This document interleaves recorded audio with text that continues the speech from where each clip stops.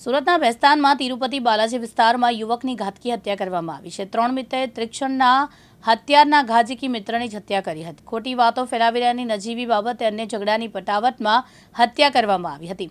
પોલીસે સમગ્ર મુદ્દે હત્યાનો ગુનો નોંધી આરોપી અનુરાગની ધરપકડ કરી છે।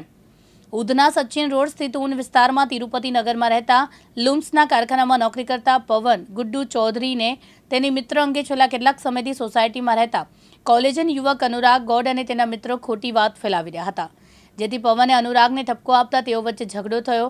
ગત મોડી રાત્રે પવને ફોન કરી અનુરાગને સોસાયટીના ગેટ પાસે મળવા બોલાવ્યો। અનુરાગે ચપ્પુના ઘા ઝીકી દેતા પવનને ગંભીર ઈજા થઈ, જેની ટૂંકી સારવાર દરમિયાન મોત થયું, જેમાં બેસ્તાન પોલીસ દોડતી થઈ પોલીસે હત્યાનો ગુનો નોંધી અનુરાગની ધરપકડ કરી છે।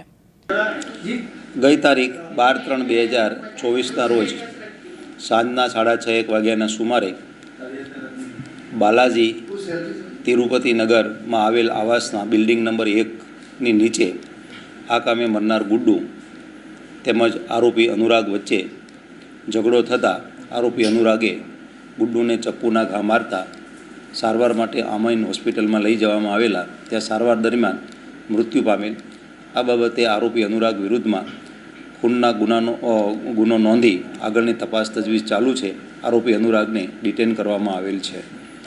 આ બનાવનું કારણ એવું છે કે મરનાર ગુડ્ડુને એવો વહેમ હતો કે આરોપી અનુરાગ તેનું તથા તેમના મિત્રોની ખોટી વાતો કરે છે અને મિત્રો વચ્ચે ઝઘડો કરાવે છે, જેથી આરોપીને કહેવા જતાં આ બનાવ બનેલ છે।